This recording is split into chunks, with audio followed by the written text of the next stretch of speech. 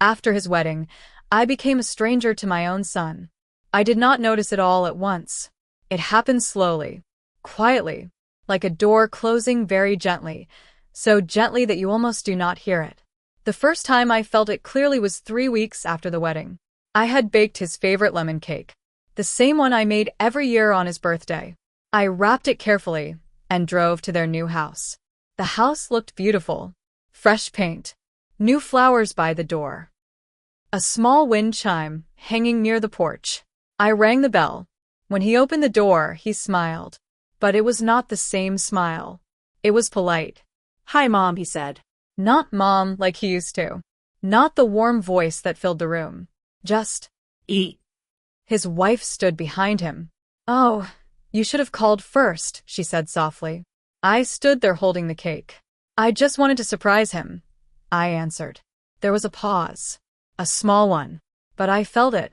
He stepped aside and said, "Come in." But it did not feel like coming home. It felt like visiting someone else's life. That afternoon, I sat at their kitchen table and listened to them talk about furniture, work schedules, weekend plans. No one asked me about my week. No one asked if I was staying for dinner. And when I left, he hugged me lightly. Just one arm. "Drive safe," he said. That was the moment. The quiet understanding. After his wedding, I was no longer part of his everyday world. I was a guest, and my name is Eleanor. I am 71 years old. I live in the same house where I raised my son, Michael. My husband passed away when Michael was only 12. Cancer. Slow and painful. After that, it was just the two of us. I remember sitting at the edge of Michael's bed the night after the funeral. He was trying to be brave. "I'll take care of you, Mom," he whispered. I smiled and brushed his hair away from his forehead. "No," I said gently. "I'll take care of you." And I did. I worked extra hours at the grocery store. I packed his lunches. Every morning, I attended every school meeting, every game, every event. If he needed new shoes, I waited to buy myself a coat. If he wanted to join a club, I found a way to pay for it. It was not a burden. It was love. We were close. Very close. On Sunday mornings, we would sit at the small kitchen table and drink coffee together once he was old enough. He would tell me about his dreams. "I want a big family one day," he once said. I smiled. "I hope I get to see that." He laughed. "Of course you will. You'll live with me when I'm old." We both laughed. Life felt certain back then. Simple. As he grew older, he became kind and thoughtful. He opened doors for strangers. He called me on his lunch breaks. When he went to college, he called every Sunday night without fail. "Tell me about your week, Mom." I would tell him small things. The neighbor's new dog. The garden. The weather. He listened. And I listened to him. Then, during his final year, he met someone. Her name was Lauren. The first time he mentioned her, his voice sounded different. Softer. "She's special," he said. I felt a little nervous, but I also felt proud. He brought her home for Thanksgiving. She was pretty, quiet, very organized. She complimented the turkey. She helped clear the table. She called me Mrs. Harper. I told her, "Please call me Eleanor." She smiled but kept saying Mrs. Harper. I noticed small things. When Michael told a story from his childhood, she corrected small details. "That's not how you told it before," she would say gently. He would laugh and adjust his words. It seemed harmless. I told myself not to overthink. After all, children grow up. They build their own lives. And mothers step back. That is the natural way. When they got engaged, Michael came to my house first. He looked excited. I asked her, he said. She said yes. I hugged him tightly. "I'm happy for you." And I truly was. At the wedding, I sat in the front row. I watched him promise his life to someone else. I felt proud. But I also felt something else. Something quiet, like a page turning in a book. And I knew even then that our story was changing. After the honeymoon, everything moved quickly. They bought a small house across town. Not far. Only 20 minutes away.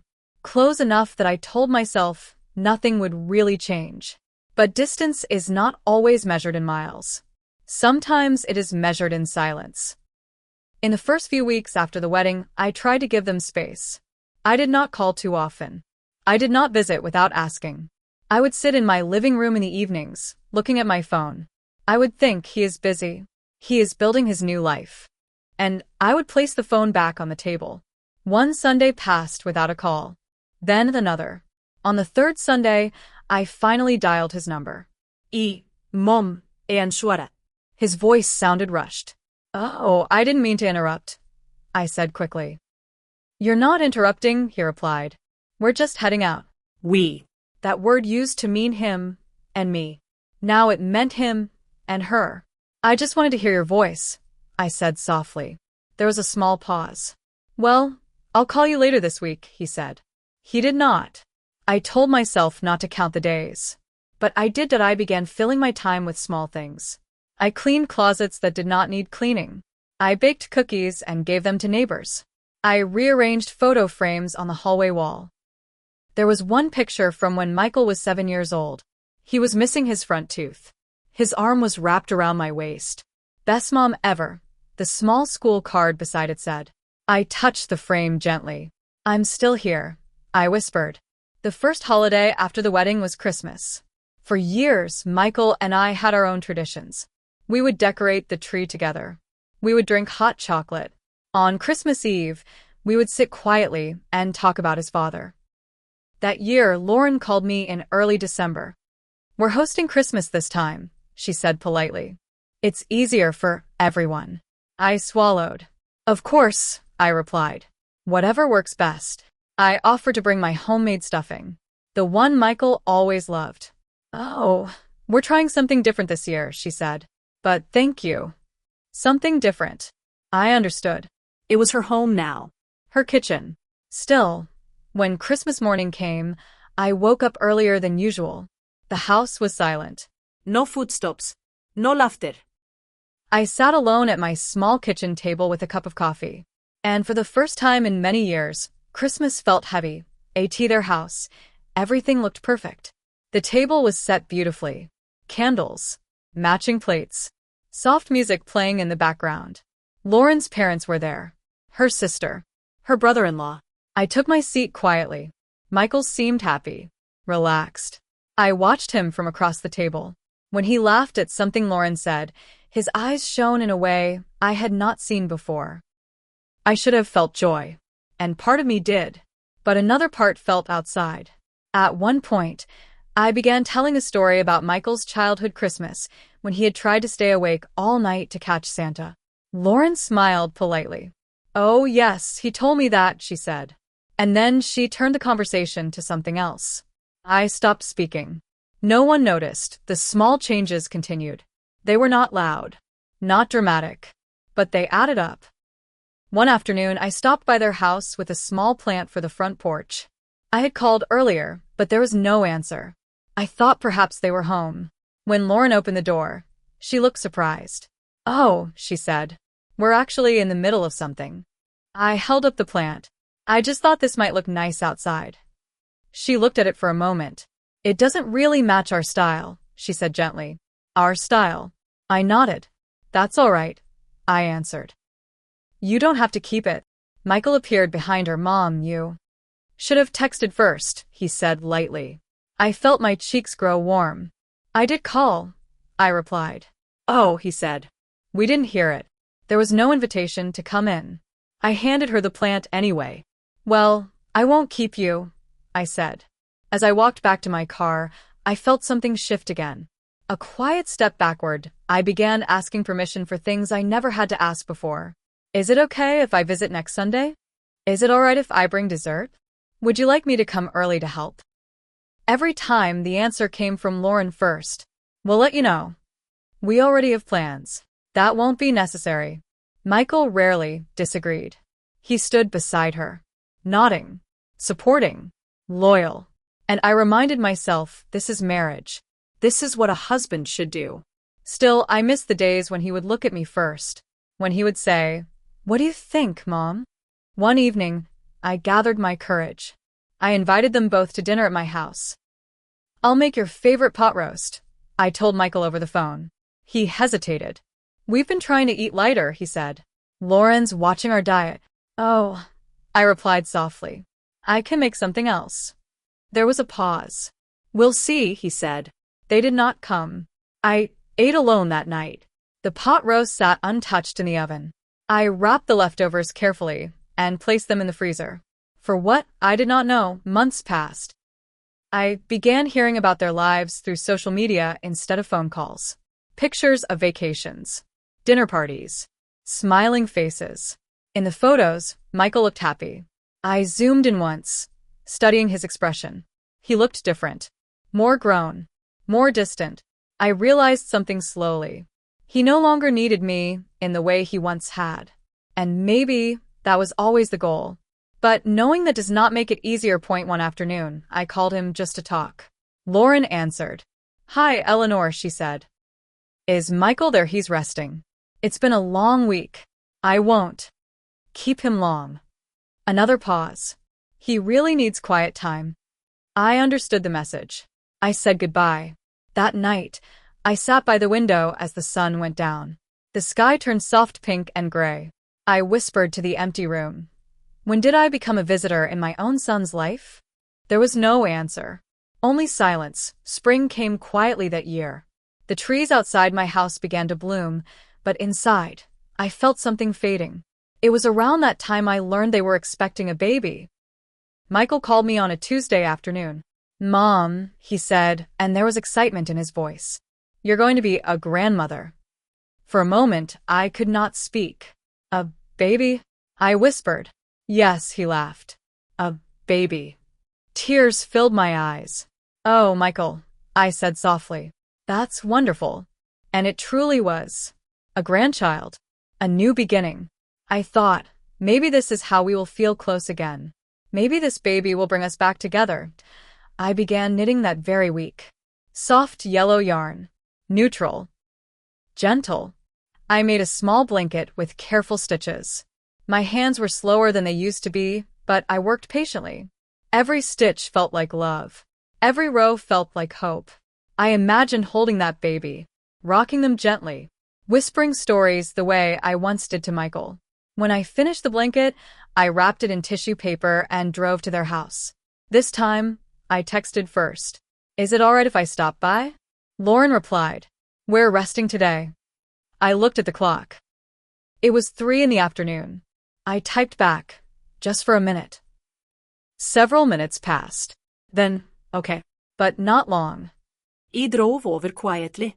When I handed her the gift, she smiled politely. That's sweet, she said. She did not open it in front of me. Michael hugged me. Thanks, Mom. His hug felt warmer than before. I held on to that small warmth, like something fragile. As the months passed, I tried to stay involved without being in the way. I offered to help with the nursery. Lauren said they had already hired someone to decorate. I offered to attend doctor visits if she needed support. She said her own mother would be there. I told myself not to feel hurt. After all, every woman wants her mother during pregnancy. I understood. But understanding does not always remove the ache. One afternoon, I called Michael just to check in. Lauren answered again. He's at work, she said. Oh, I replied. I thought he finished early on Fridays. He's been picking up extra hours. For the baby? Yes. There was a small silence. Lauren, I said gently, I hope you know I'm here if you need anything. She paused. We're doing fine, she said. We're managing. I nodded, even though she could not see me. I'm glad. When I hung up, I felt something new. Not anger, not jealousy, just invisibility. The baby shower invitation came in the mail. It was addressed to Eleanor Harper. Not Mom. Not Grandma. Just my name. The shower was held at Lauren's mother's house. The decorations were beautiful. Soft pink and white. Flowers everywhere. I brought a small box of baby clothes I had bought carefully. When I walked in, I saw Lauren surrounded by women. Her mother stood beside her proudly. I waited for Michael to notice me. He was speaking to someone near the door. When he finally saw me, he smiled and waved. He did not come over immediately. I stood alone for several minutes. Finally, I walked toward him. "Hi, sweetheart," I said softly. "Mom," he said, giving me a quick hug. "You made it." Of course. I made it. I would always make it. But I did not say that. During the shower, people shared stories. Lauren's mother spoke about holding Lauren as a newborn. Her sister spoke about childhood memories. When it was my turn, I stood slowly. I remember when Michael was born. I began. He was so small. He wrapped his tiny fingers around mine. My voice trembled slightly. He made me brave. The room was quiet. Then someone called out, "Time for cake." And the moment passed. I sat down carefully. No one asked me to continue. Later that afternoon, I overheard something. I had stepped into the hallway to get my coat. Lauren was speaking softly to her mother in the kitchen. "I just need some space," she said. "She means well, but it's overwhelming." Her mother replied, "You're the wife now. You set the boundaries." I froze. My heart beat slowly, heavily. Overwhelming. I had tried so hard to be careful, to be quiet, to ask permission.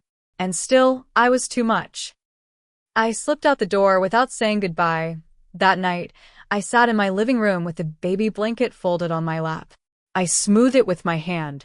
I asked myself questions I had never asked before. Was I holding on too tightly?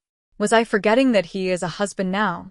Or was I simply afraid of being left behind? I did not sleep much that night. The house felt larger than usual. The silence felt deeper. And for the first time, I allowed myself to whisper something painful.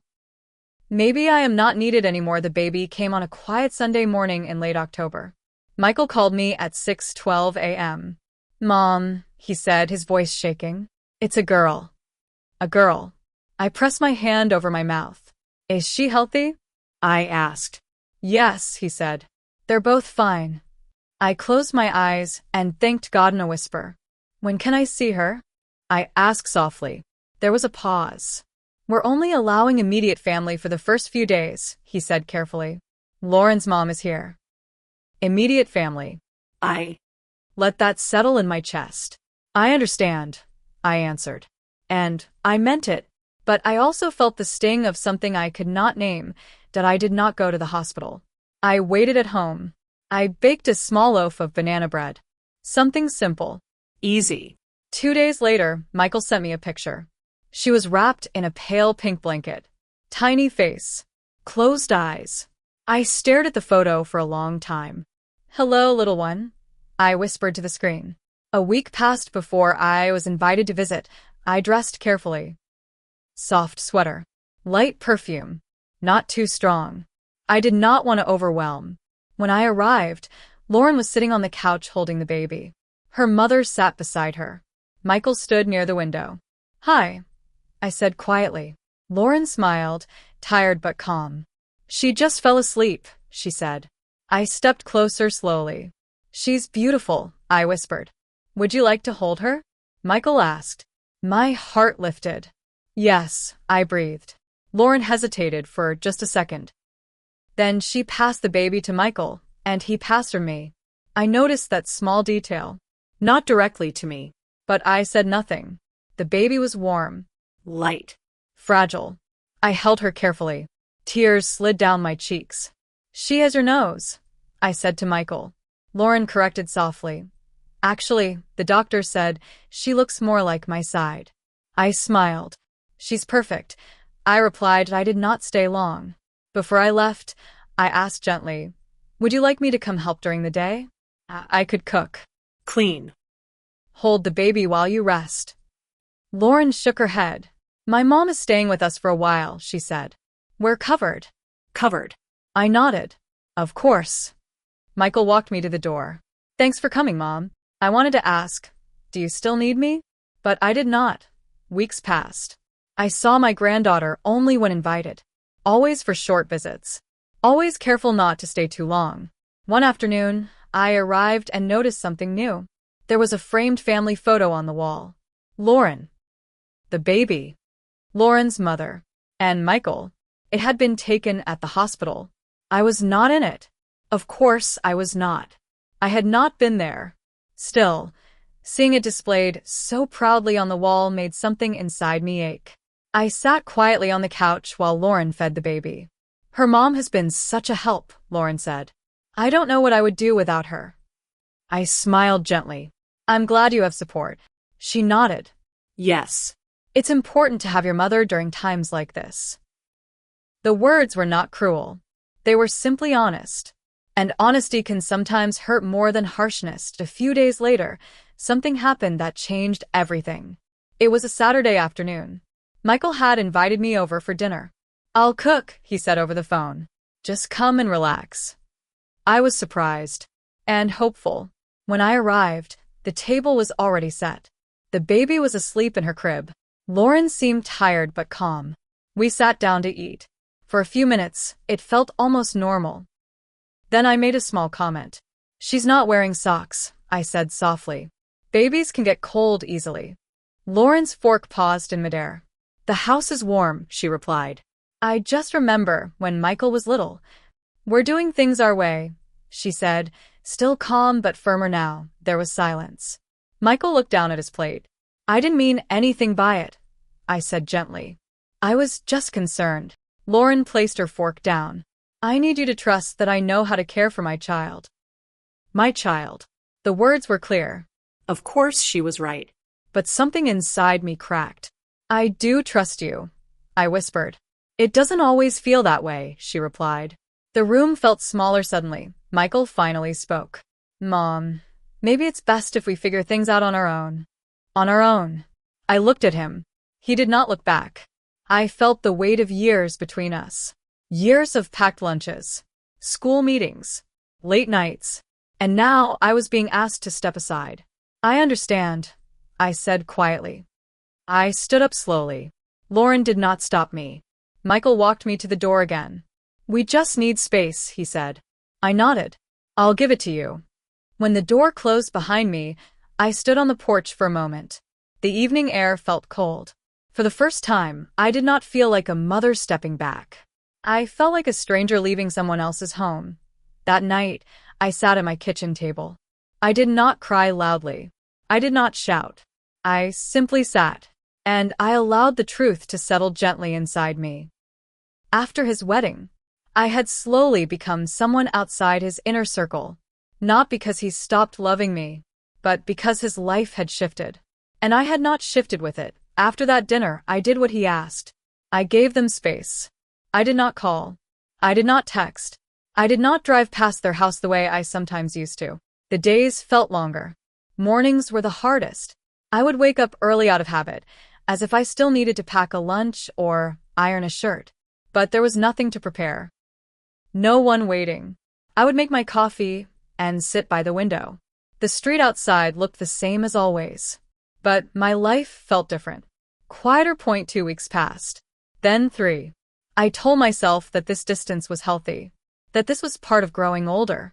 Children build families. Mothers step aside. But stepping aside feels very different from being pushed back. One afternoon, I received a photo message from Michael. It was a picture of my granddaughter smiling. She laughed today, he wrote. I stared at the photo for a long time. I typed back, she's beautiful. I almost added, I miss you, but I erased it. The silence taught me something uncomfortable. I had built my whole world around being his mother. When he was young, that role filled every space in my life. When he grew up, I kept holding that role as tightly as I could. Maybe too tightly. Without meaning to. Without realizing it. I began to ask myself hard questions.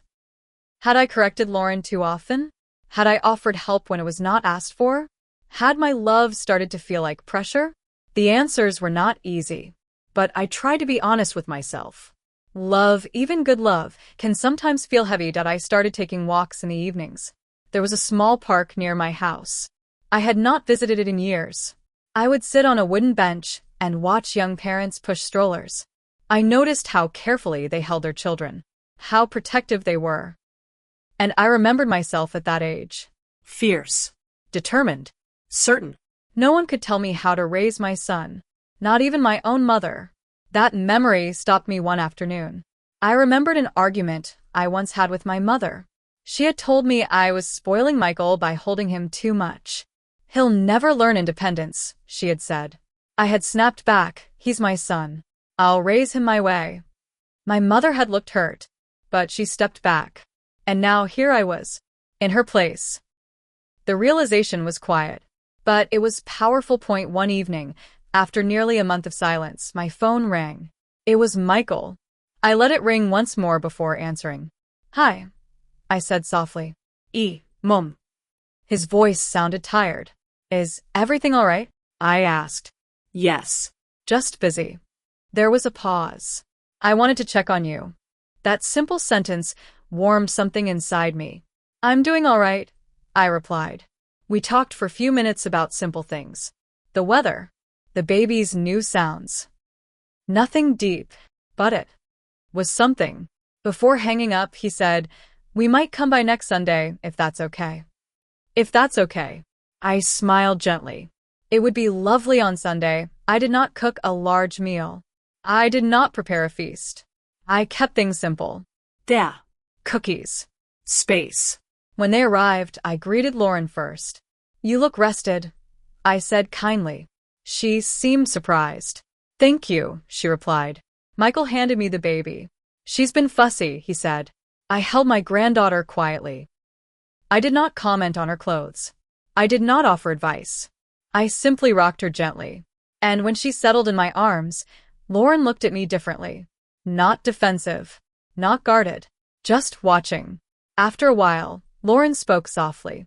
Would you mind holding her while I rest for a few minutes? My heart swelled. Of course. I did not say anything more. I did not treat it like a victory. It was simply a moment of trust. Over the next few visits, I practiced something new.